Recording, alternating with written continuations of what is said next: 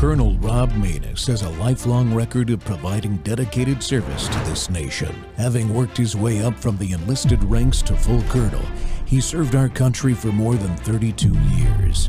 He has served as a bomber squadron commander, bomb disposal technician, Joint Chiefs of Staff operations officer, assisted the national security team with the campaign plan for the global war on terrorism. He authored the first theater nuclear war plan and served as the vice commander of America's largest airborne intelligence wing.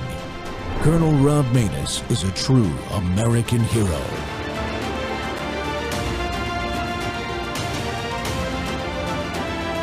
This is Rob Maness Live. So you're down at the border, you're the commander, the Greenbury flight surgeon. I'm the head of all medical services on the border, correct. But medically, in terms of COVID. I was a task force surgeon. And were you supposed to be giving guys shots? I was ordered to allow the shot teams to give shots. I allowed the shot teams to return back to Austin. You allowed them or you told them? I told them that these are not approved vaccines. Well, which was true. Which was true. And so, okay, the whole idea is that if you have an emergency use EUA authorization, that it's not a normal vaccine, hasn't been through the normal, absolutely, protocols, right. And therefore there's an exception, right? And that exception is that you need to be told what? Well, you must have an informed consent, but you can have two different types of exceptions, if you will. A medical waiver, right? If there's a reason why they shouldn't have that due to the side effects. We didn't have that history yet, so EUA. Or if you have a religious waiver, if there's something in the product that goes against whatever religious belief that they have. Yeah. Okay, so that's it. The command says to me, in writing, which was not good for them, if there's a medical waiver, they want a medical waiver, it'll be denied. And if they want a religious waiver, quote unquote, it ain't going to happen. Wow. In writing. That's illegal. Absolutely. Plus it's a caddy. But that made it into the court record in the Seals versus DOD case in Tampa at a circuit court just underneath the Supreme Court. I testified to it. Because that was when SEALs were, they had demanded. They wanted to have a religious waiver. Right, and they were denied that SEALs religious waiver. SEALs and a few Marines, yes. And they won that case. Absolutely won that case. Yeah. However, because the mandate came down, it took a while to fight that case. I was the first. It took years to fight correct. that case. I was the first person to testify on the stand. We did talk about the Defense Medical Epidemiology Database, which showed that there was an 1,100% rise in neurologic disorders. They didn't want that entered into the case. They didn't want it. So it was a fight. It was a fight to get that in. And that was the data that you... Teresa Long had called me on the border and said, hey, you don't know about this. Dr. Teresa Long is a lieutenant colonel out of Fort Rucker, Alabama. She's one of the 4 whistleblowers. Right. So there was a Senator DOD, Johnson. there were 4 whistleblowers. Correct. Yeah. Senator Johnson reached out to us. So we had Sam Sigaloff, a captain, a major, and then Lieutenant Mark Bashaw, and Teresa Long, Lieutenant Colonel, and me. And so I was the guy that had the largest deployment of U.S. troops in the country at that time on the southern border since 1812. And I had that many troops that I was responsible for. And none of them wanted to get vaccinated? I had 7 people say that they wanted to take them after they heard my informed consent briefs out of 3,000 informed consents. Wow.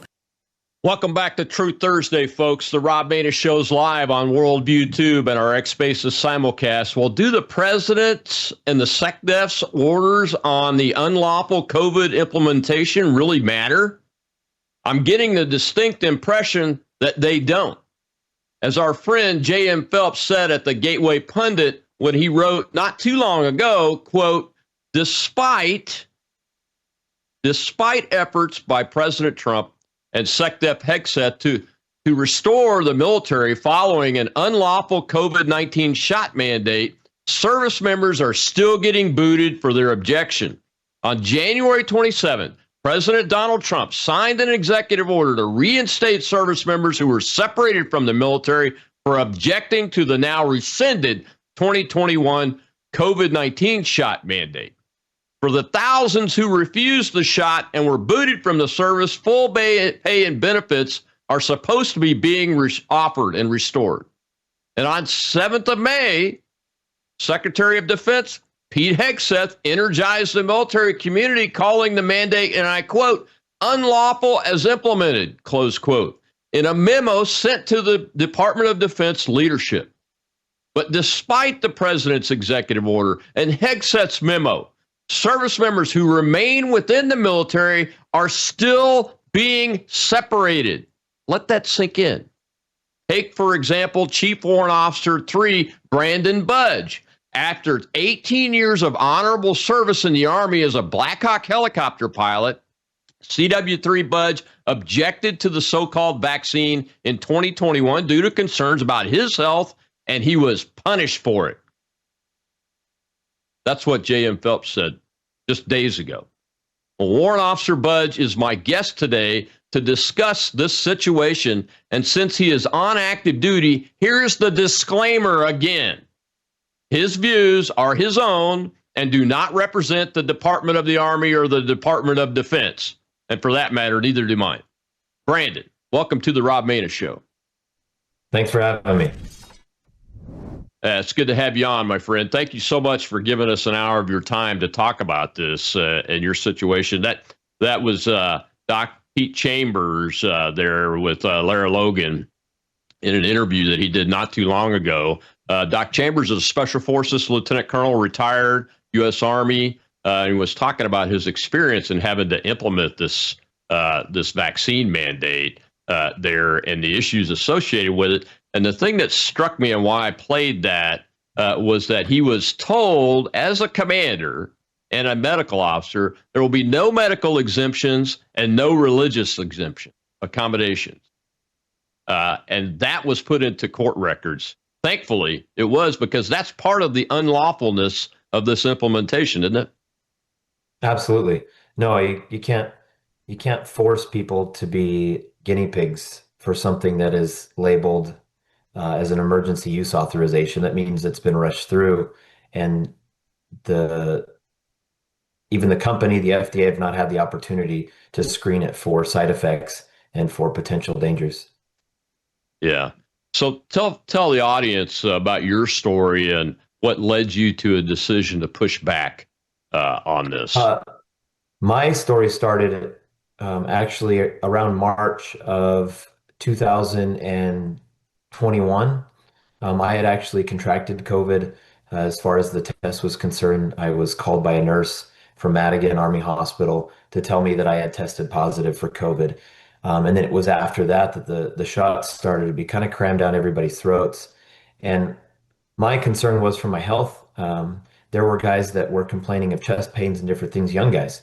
And so it did not seem prudent either, since I had already had COVID, to then have a shot. I mean, that seems like it's not necessary when I'm not a doctor, but since I've already had it, I imagine that would preclude me from having to also have a vaccine, because I already have natural immunity. So that, combined with the dangers that came with the shot itself, I pushed back. And in fact, I pushed back enough that in a recent FOIA request that I got, most of it was redacted. It's taken, I've had to sue the Department of the Army to even get the FOIA requests that I requested years ago.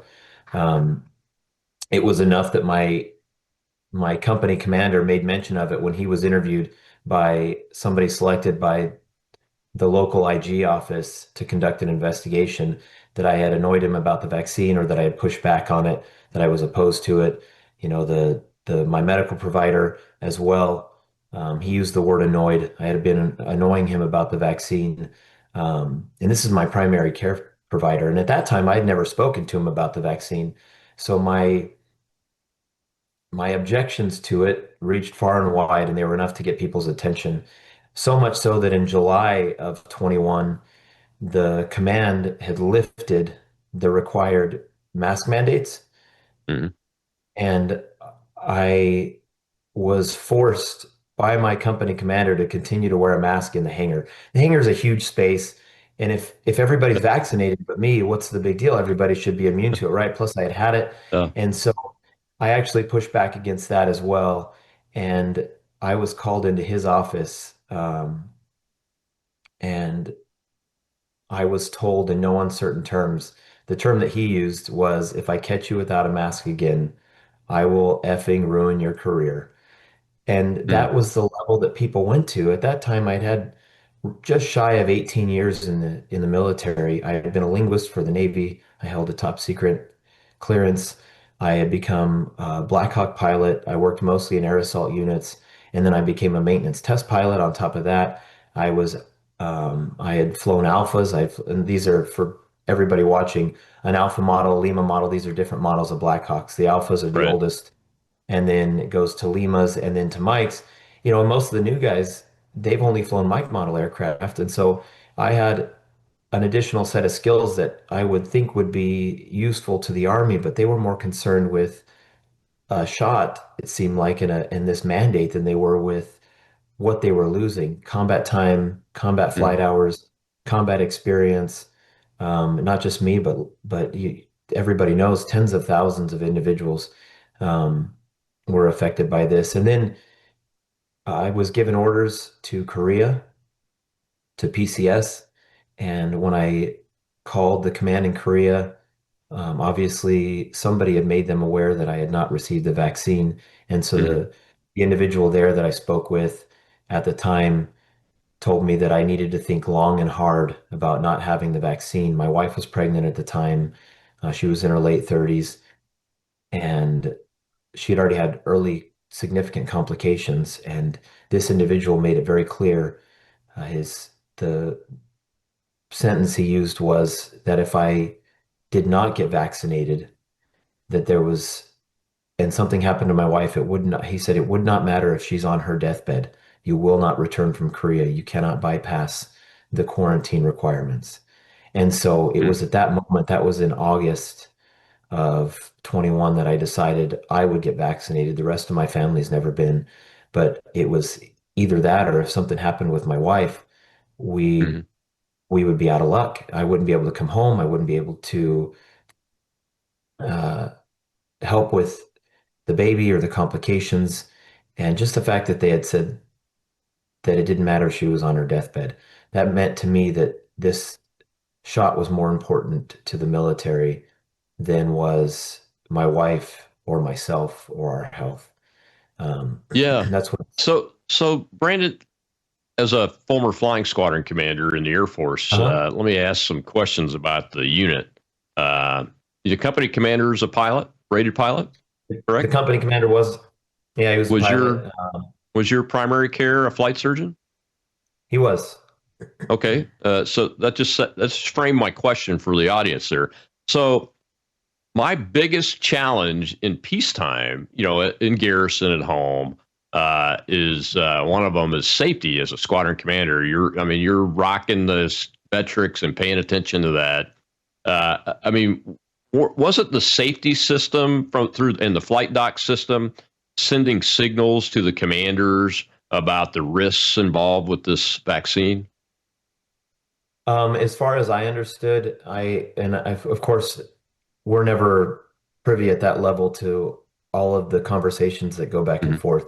But as far as I understood, people were completely and totally on board with it, which is interesting because that was one of the concerns with your health is we know that takeoffs are optional, landings are not. Right. And so if something were to happen to me or another pilot, those individuals on that aircraft are relying on us to get to the ground safely. And if I can't perform that duty because of something that was forced on me, side effect, then those individuals have nobody to rely on. And they're at the mercy of whatever happens following that incident, if it were to occur. And so it just did not make sense, especially several of us had already had COVID. Why would we then take a vaccine? If we have COVID and we do just fine, we come through it, we've got natural immunity. What's the point in the follow-on shot? And if they were actually concerned about immunity, then why was the shot necessary? Were they more concerned about the mandate and enforcing it than they were the medical side of things? And that's what it seemed like at the time. And that's the unfortunate part. Yeah, we got to take a commercial break here. When we come back, I want to continue talking about this vaccine safety thing. I think I've got a clip from Dr. Teresa Long, who's the flight surgeon, Army flight surgeon at Fort Rucker, Alabama, where helicopter training is done. Basic helicopter training is done. And her words are very interesting in this clip. I'll be right back with CW3 Brandon Budge.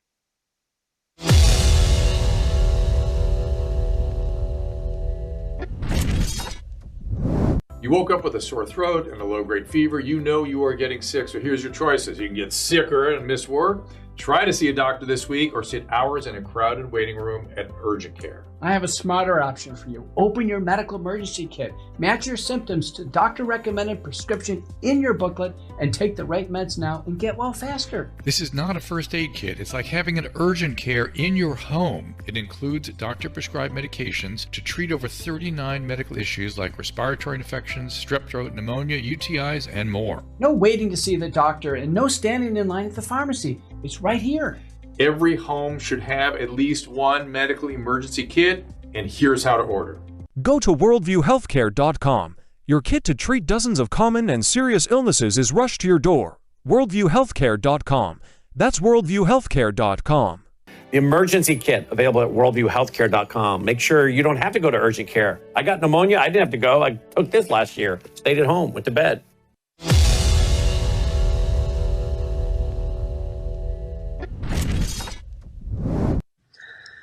With respect to aviation safety, risk communication is critical. I saw 5 patients in clinic, 2 of which presented with chest pain days to weeks after vaccination and were subsequently diagnosed with pericarditis and worked up to rule out myocarditis. The 3rd pilot had been vaccinated and felt like he was drunk, chronically fatigued within 24 hours after vaccination. The pilot told me he didn't know what to do, so he drank a lot of coffee to try and, quote, wake himself up and continued to fly until he realized it wasn't going away. After I reported to my command my concerns that in one morning I had to ground 3 out of 3 pilots due to vaccine injuries, the next day my patients were canceled, my charts were pulled for review, and I was told that I would not be seeing acute patients anymore, just healthy pilots there for their flight physical.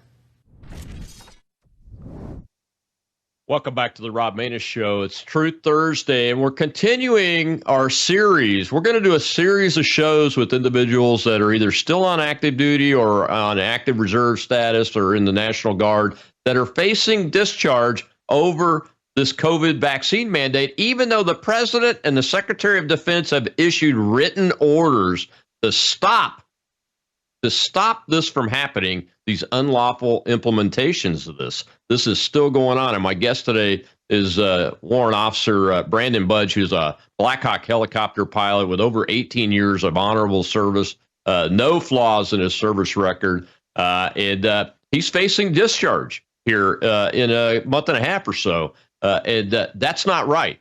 So we've got to get this story out. These stories, please share it when the post-production version of this show comes out this evening. Please go share it. Share it with Secretary of Defense Hegseth, Secretary of the Army Driscoll, and President of the United States, and the spokespeople for both of them on X. Please share it because we know that folks look at our accounts, and we have to get the numbers up to get this message out, because that right there was the senior flight surgeon, Dr. Teresa Long. I believe she was the senior flight surgeon at Fort Rucker, Alabama, where basic pilot helicopter training is done for the United States Army and the other services too, I believe. It's still done there. And she was stopped from reporting life-threatening adverse reactions in U.S. Army pilots. Think about that. She was stopped from adequately reporting that and continuing to see patients after she had put 3 in a row in one day on duties not to include flying. The short phrase for that is DNIF. So welcome back, Brandon. And that's why I was asking you about that question about the commander and the flight surgeon and the safety system and the aviation medical system, because Dr. Long's reporting should have been placed into the pipeline of the system that eventually gets down to the air crews, so that they're aware of the issues in the situation. And be on the lookout for symptoms and those kind of things so we don't have an accident. That's highly concerning that was happening, but apparently it was. You never received as an aviator while you were still flying. I'm assuming they'd taken you off flying status, but you can correct me if I'm wrong about that. But as an aviator, you should be at the receiving end of these types of notifications, right? Yeah, absolutely. I'm off flying status now in preparation for getting out of the Army. And I've got almost 22 years at this time. But the reason I'm being forced out is because I have been selected for Chief Warrant Officer 4. And because of the General Officer's Memorandum of Reprimand that was put in my file, that I had to go through what's called a Special Selections Review Board. So nearly 18 years when I was selected for W4, I had a sequence number. I had nothing on my record that was in any way negative. So my record was nice and clean. I got selected for promotion, and that was taken away. And so now I'm considered a two-time passover, and so I have no choice but to get out. It wouldn't matter if I wanted to continue to serve or not. It wouldn't matter if I was flying. And as a maintenance test pilot, you can teach the class, you can teach the aircraft, but you can't replace the experience. That's right. You can't replace the familiarity with the aircraft. You can't replace somebody that's flown the Alpha Limas and the Mikes. You can't replace the combat experience that people are losing, that the Army's losing at the top. And so, Teresa, the Colonel Long, she was spot on. We can't. What was she supposed to do as an aviation, a flight doc? Was she supposed to stick these guys in an aircraft when they're complaining of chest pains? Like I said, you don't get second chances when you're flying an aircraft. If it crashes, it crashes. That's it. And that's right. Now there's that opportunity. I mean, we look at the crash, and not that this was related to COVID in any way, but the one in DC, and that the American Airlines flight, 67 people were killed. And I believe that's the worst Army aviation incident in history. So you have 67 people that are gone now because of one slight error. That's the fine line that we walk as aviators. And so when you put something foreign in our bodies, I mean, I'm not even supposed to drink drinks with ginseng. You know, if you look at the FAA regulations, you can't have more than a 0.4% blood alcohol level to fly. They have all of these regulations and stipulations, but then when it came to this shot, it kind of seemed to go out the window. So informed consent, the aviation side of things, it seemed like it was not important anymore. That they were just going to force this regardless, and so people paid the price for even questioning it. And we were isolated, we were removed, we were shunned. It was, and it felt like it was all aimed at creating this division that would force kind of people that were out in the cold because they had questions about this, that it would force them to comply. Yeah, it's very unfortunate. That's why I signed the Declaration of Military Accountability after Rob Greene wrote it and showed it to me, because it's more than unfortunate. It's disastrous. It's an abuse of power. It's an abuse of your civil rights, because if you put in a religious accommodation request, then the generals and the secretaries of the services were actually giving orders to say you will not approve those and you will not approve medical exemptions. That is against the law, especially on the religious accommodation, because the law explicitly states it has to be individually assessed by a certain type of chain of command and everything else. So when the president and Secretary Hegseth issued the memos and the executive orders and said this was unlawfully implemented, what did you think was going to happen at the time? The hope was is that we would be restored. That the General Officer's Memorandum of Reprimand would be removed from my file. That seemed most prudent, and that W4 would be restored to me. I'd get my back pay, and then I could continue to serve. In fact, I promised the chief of staff of the Army in a phone call that if I was restored, I would do everything that I could to stay on and help restore and go through and fix the careers of other individuals because I'm completely and totally invested in this. We cannot run a lethal, efficient military if everybody at the top, if they're all leaving. I mean, just Hmm. in my small circle, where I'm at now, where I'm working, including myself, um, there are 4 warrant officers that are maintenance test pilots that are for sure leaving. And then there's one other that's, I don't want to say he's on the fence. He said, and I can't speak for him, that he is retiring. Wow. So, I mean, these are all individuals that have been to combat. These are all individuals that will teach the Hmm. next generation what combat looks like and the mistakes that have been made. You understand, sir. You were a commander, an AAR, after action review. Yeah. So those after action reviews, the lessons learned, who's going to pass those on? They can't be learned in a classroom. You just can't teach an aviator to be a combat aviator in a classroom. You have to have somebody that's there, that's done it, that can sit next to them, that can fly. I mean, it's the combat aviators that spent the last 2 decades in Iraq and Afghanistan that developed a lot of the techniques and the things that we used. I mean, just Hmm. for simple a helicopter, something that maybe fixed wing guys don't totally understand. We do dust landings. Dust Hmm. landings, they're brownouts. You don't see. So you have to understand the aircraft itself and how it's going to react. And then Yeah. if you put an aviator under a night vision goggle situation, now you've limited their field of view. They don't have depth perception anymore. If they are not Hmm. accustomed to those goggles and the way that works, that now becomes a potential accident. And if That's you right. don't have somebody with experience sitting next to them and you've got, 5 or 6 or 8 or 10 guys in the back, what are you going to do? Are you going to take that chance at sending people out and potentially losing that aircraft and losing all of the individuals on board? Yeah. So we, I don't think that the individuals that could fix this understand the repercussions Hmm. of continuing on the path that we're on right now, Yeah. which is individuals like myself leaving for good. Exactly. And when you leave with that bad taste in your mouth, you don't want to come back. If they offered you a civilian job, like, please come back, teach, why would you come back to an organization that has no loyalty to you? You granted them, I've spent my entire adult life in the military, and so have a lot of other individuals. Why would I then, knowing that I spent my entire adult life and that I was left out in the cold, why would I come back and Hmm.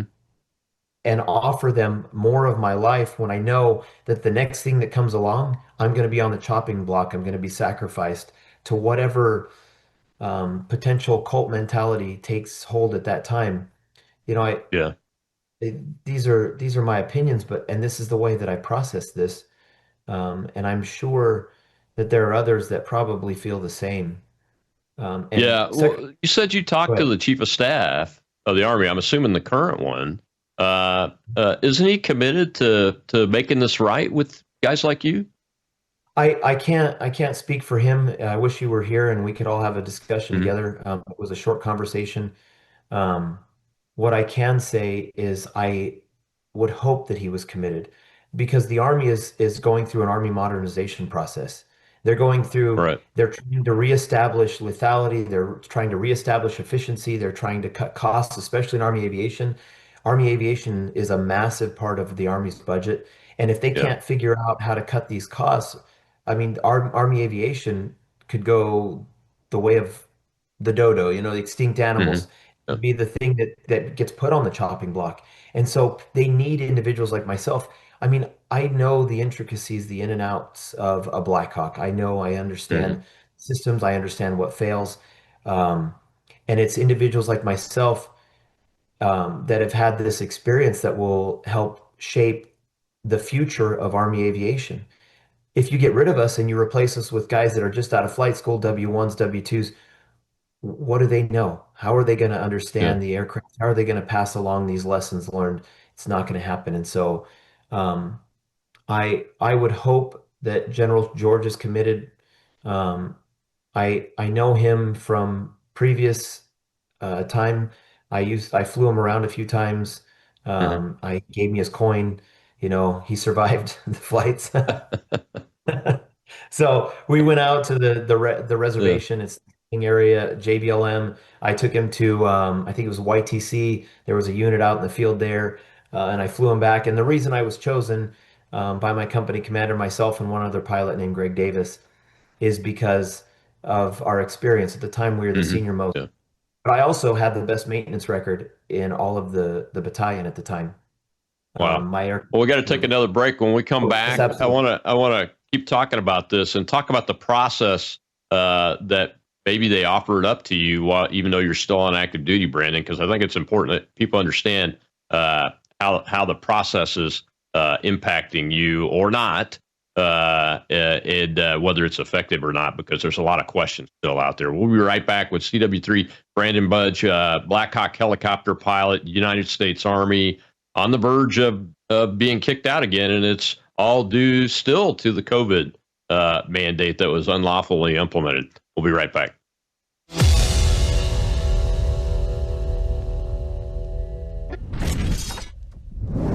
Hello, I'm Brandon House. I want to thank you for all your support at wvwfoundation.com that helps make possible pushing out 24/7 content for free.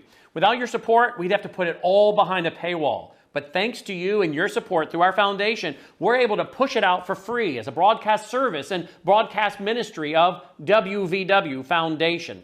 Please consider going there and setting up an automatic monthly contribution, or go there and make an occasional contribution. If you prefer to support us through the mail, you'll find our mailing address there at wvwfoundation.com. You can also call and make your contribution over the phone by calling 901-825-0652. That's 901-825-0652. Again, all these details are available at wvwfoundation.com. Thank you for your support as we try to help people around the world understand the times through the lens of a Christian worldview.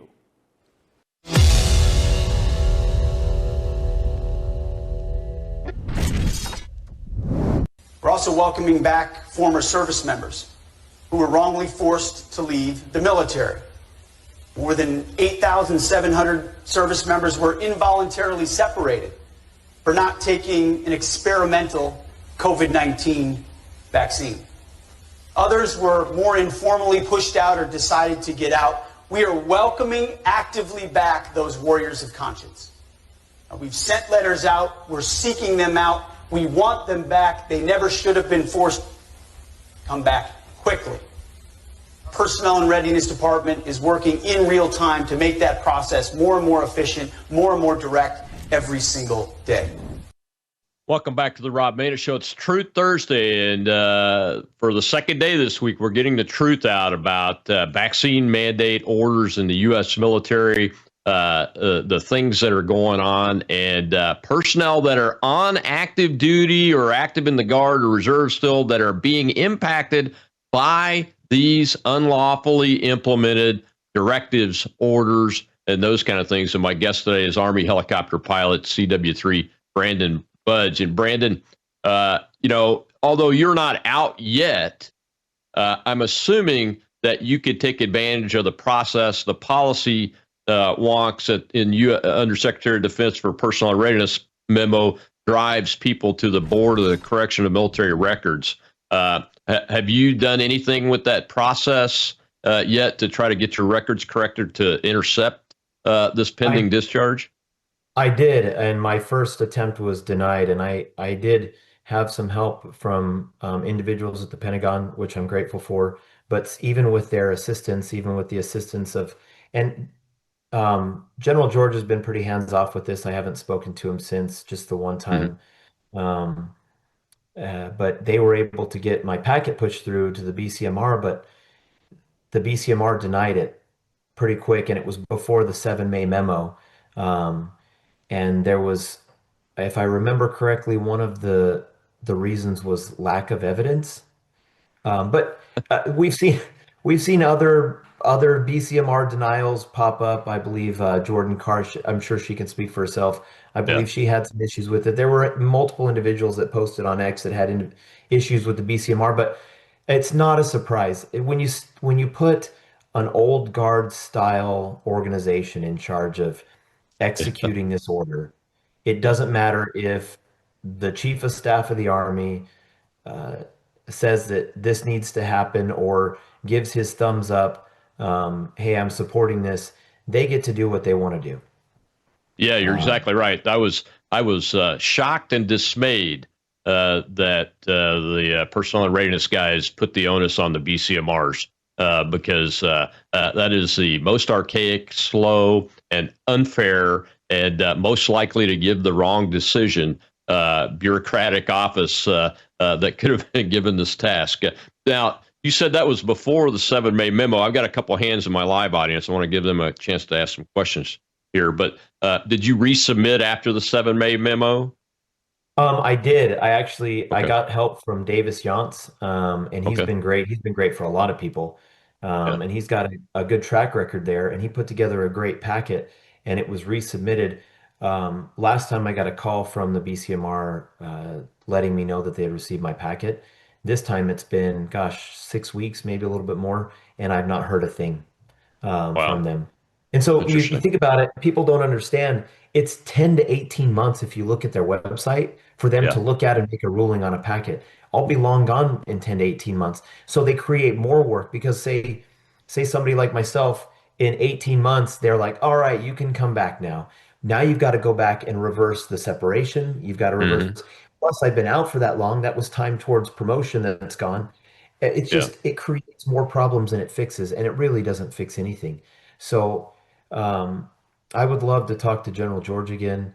I would love to talk to Pete Hegseth. I don't know if you're aware, I issued him a physical challenge on X, just in the spirit of Army camaraderie, a 24-hour race. He's not responded, so I offered to do something much shorter, just in case. I don't know if he's a little bit nervous or just too busy, but I offered to do something shorter. And in this case, I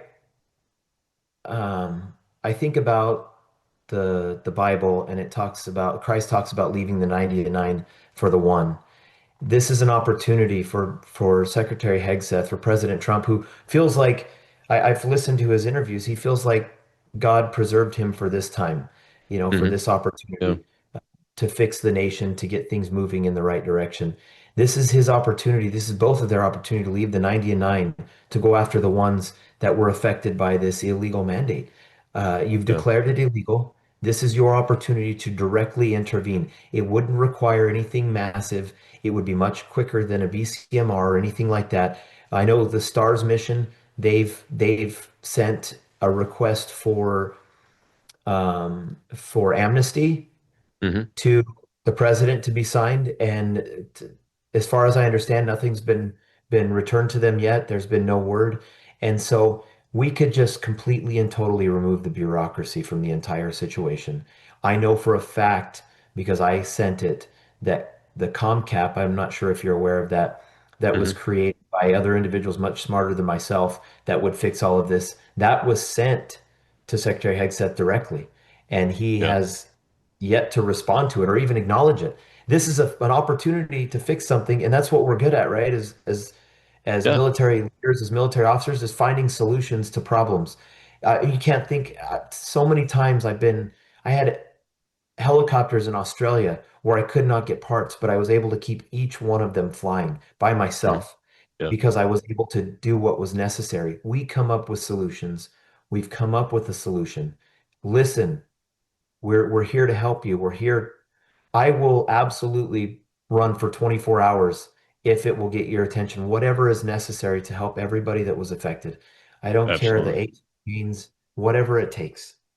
Yeah, I mean, the commander's intent is clear. The Secretary of Defense's intent is clear. It's in writing. It's just having the right leaders at the right level to fully implement it, and that's what's not happening. There are things being put into the gears here, and I'm not going to assign intent, but I am going to assign my own disappointment, having worked with all those organizations that you just talked about before on things like CONCAP and this issue.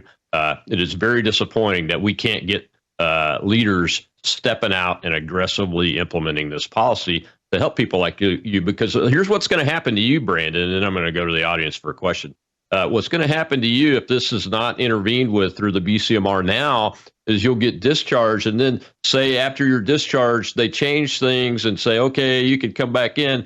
You're going to be told you have to go back through the BCMR process again, according to the memo that I've read, and even the updated memo that I've read. And that's the wrong treatment. And that's a problem because it's, Secretary Hegg said, Mr. President, that is the continuation of this abusive treatment that the institutions that you have told to fix this are continuing to do. They're not following your orders, sirs. Let's go ahead and take a question from the audience. Shell is our host over there. Go ahead, Shell.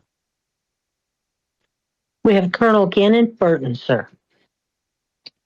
Yes, thank you for your courage and bravery for stepping up and telling the truth. My question goes to accountability, but it seems to me, especially after listening to this, that we're dealing with intransigence at the service level, service chief level, because I've seen the memos that you're talking about. I've seen the intent of the Secretary of Defense, but it seems to me like the general officers are not even acknowledging that we have vaccine injured in the military right now, right? So could you talk to that? I mean, is this and I don't want to put you on the spot because of what you can say. Maybe Colonel Maness can talk a little bit more, but is the military even acknowledging that we've injured people with the vaccine? And then Colonel Maness, are you seeing this intransigence from the General Officer Corps, which wants to kind of just sweep this under the rug and go along without ever getting accountability? Thank you.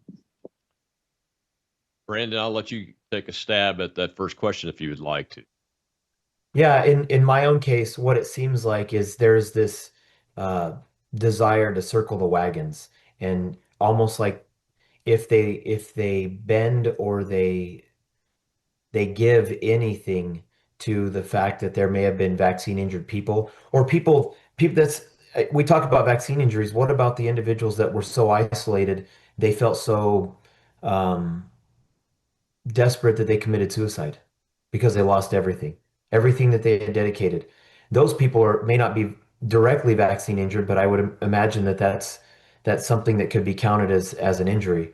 And so if you have individuals, if you have leadership they're afraid, they're concerned with admitting fault or admitting that they were wrong in the implementation of the policies that they were directed to implement, then they open themselves up for scrutiny. And so it seems like instead there is this circling of the wagons to protect everybody from what might happen if somebody were to step out of line and admit they were wrong in implementing this, and that people were injured either physically, emotionally, whatever may have happened because of the implementation process or the shot itself.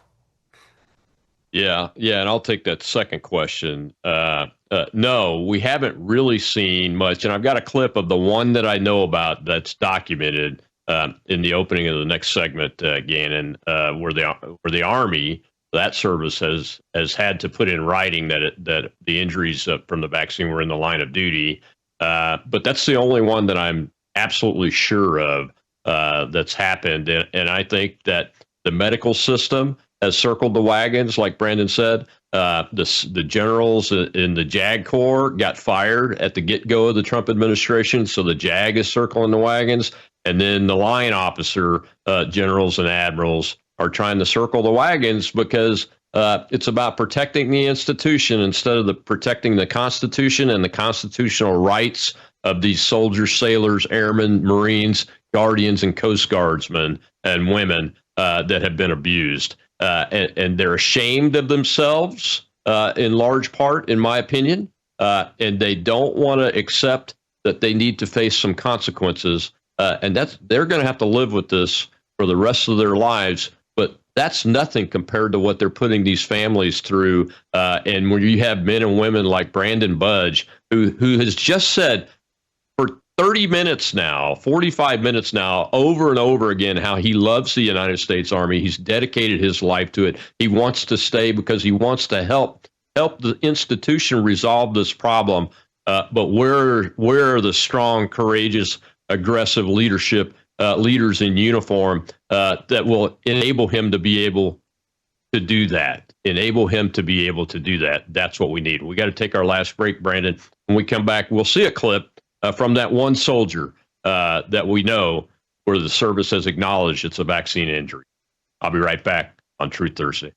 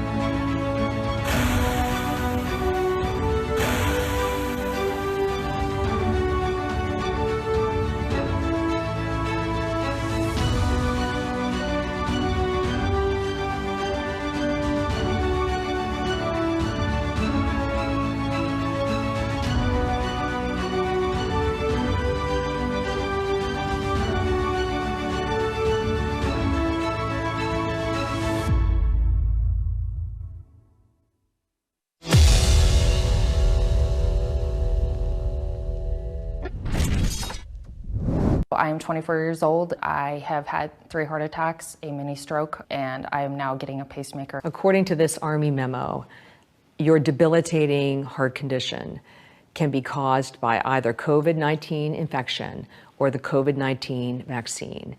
Have you ever tested positive for COVID-19? I don't have a single positive test for COVID-19. So is this Army memo an acknowledgement that your heart condition is the result of the COVID vaccine? It 100% is an acknowledgement that it was a result of a vaccine. What was the cost of following orders? I mean, it pretty much cost my whole life. It's a sacred military pledge to leave no one behind.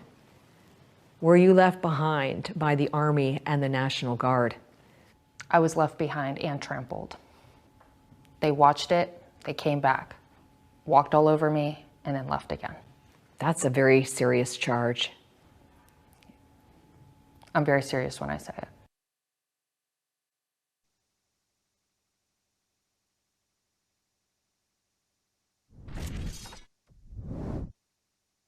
Welcome back to the Rob Maness Show. The title of that segment with Catherine Herridge and Army soldier Carolina Stancic was the cost of following orders, and that gets to one of our callers' questions about, has the Army acknowledged or any of the services acknowledged that vaccine injury? That's the one case that I know for sure, but it's indirect. It's indirect. They called it a line of duty thing, and you can only surmise it because she's never had COVID. So the only other cause, according to the Army memo, is the vaccine itself. And my guest today is Army helicopter pilot Brandon Budge, who's still on active duty but faces a discharge because of this unlawful implementation process of what we now know is an unlawful order that came down from the President of the United States to direct all military personnel to get the vaccine for COVID-19. And as we see now, it's causing many, many more challenges for the services, even though we now have a brand new president and Secretary of Defense and some new senior leadership. The folks that are having to implement this order to rectify this are having difficulty getting it right. And Brandon Budge, you're experiencing that process. I do want to question. I have a question for you before I take a question from the audience. Do you know anybody that had the vaccine and had injury where the Army has acknowledged that it's a vaccine injury at all? Do you know anybody personally? No, I don't know anybody that's been acknowledged to have had side effects resulting from the vaccine. Only individuals that have, younger guys that have complained about chest pains and things like that, but I can't speak to that side of things. I actually know that story. I followed it closely. It's tragic. It feels like we're repeating a lot of the stories that you hear from the guys that went through Vietnam. Yeah. Agent Orange and the different things. It feels like that all over again. what is it, Gulf War syndrome. It seems like we continue to repeat history over and over and over again. And again, I was, at the time in March when General George called me, I was exceptionally grateful, and I was grateful. It felt like there were people that were trying to move things to help me, and I hope that that would be a catalyst for other individuals. And I would just urge General George and anybody listening to keep working towards a solution that will help individuals, not just like myself, but the young lady that was harmed by the vaccine, and other individuals whose careers were harmed. What people don't understand is there was a statistic released the last 4 years of the last administration, and I won't go too long-winded, but our suicide rate amongst those that were targeted either by legal means or by administrative means went up 10% and accounted for 30% of all active duty suicides. We've lost more to suicide, I believe, if I remember the statistic correctly, than we did in all of the years in Afghanistan and Iraq. That's tremendous. These are people that can never be restored. And so when you have commands that took actions, like a lot of them did, like I feel like happened in my case, that took good people that had dedicated their lives over 2 decades to serving what they believed was the honorable, patriotic thing, that deployed to Afghanistan, deployed to Iraq, and then you just strip everything from them. Where do they go from there? Exactly. Exactly right. That's not even a side issue. It's an issue that needs to be at top of mind and in our sight picture at all times. The suicide issue, especially under these conditions, my friend. Let's take a question from the audience. Go ahead, Sean. We have Wib, sir. Thank you, Cheryl. Thank you, Colonel. Thank you, Warren. Today, you have introduced to me a new term, unlawfully implemented. That was not in my oath. What is the difference between an unlawful order and an unlawfully implemented order? And is this splitting hairs? Is this the Department of Defense hedging and circling the wagons like you've been talking about? As far as an unlawfully implemented order, I don't know if you can really delineate between something that's unlawfully implemented and just blatantly unlawful. Because if it's implemented in an unlawful way, then it becomes an unlawful order. It crosses that barrier. And so I believe in the case of the COVID-19 mandates in the military, it was Secretary Austin that issued the mandate. It was not the President of the United States. Therefore, it became unlawful because as far as I understand the regulations, the Secretary of Defense cannot mandate an experimental or emergency use substance, that it has to come directly from the President of the United States, which is reserved for moments when it is absolutely necessary to maintain the force strength. And in this case, we were winding everything down. We were not in a place or a position where it would be required that we be forced to take by the President of the United States to take anything that was authorized through emergency use authorization. And therefore, it was Secretary Austin that gave it. And Secretary Austin was not an individual. Either he did not understand or he did not care what the regulation and the law was. And so I wish he would speak for himself. But it seems like, just like now, it seems like things kind of go silent and you don't get those answers that you're looking for. Yeah, because they're trying to protect themselves. Look, Secretary Hegseth has verbally said it was an unlawful order, and then in one of his second memo, he said it was unlawfully implemented. And let me just add my 2 cents worth there. Remember at the beginning of the show when I showed Pete Chambers, he was talking about he was ordered not to, he was told by command, there will be no religious accommodations, there will be no medical exemptions. That is an unlawful order, unlawfully implementing, even if the order turned out to be lawful that Austin gave, which it wasn't, that would be a definition of unlawfully implemented.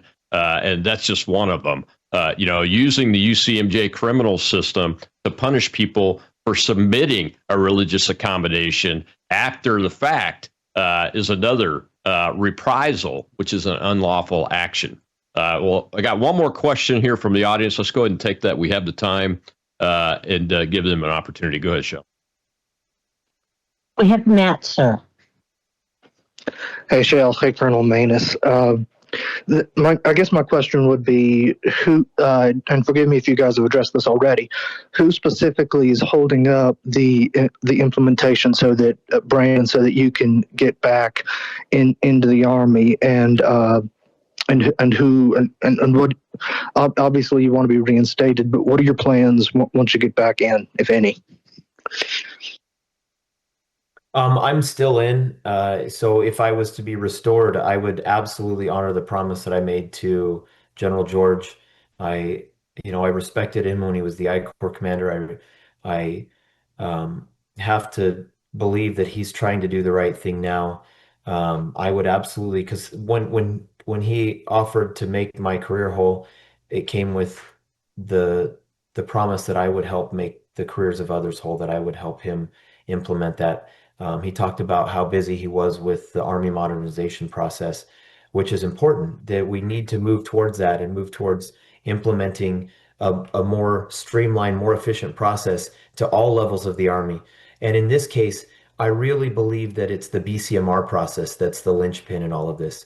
We're talking about lawyers and individuals involved in the legal side of things.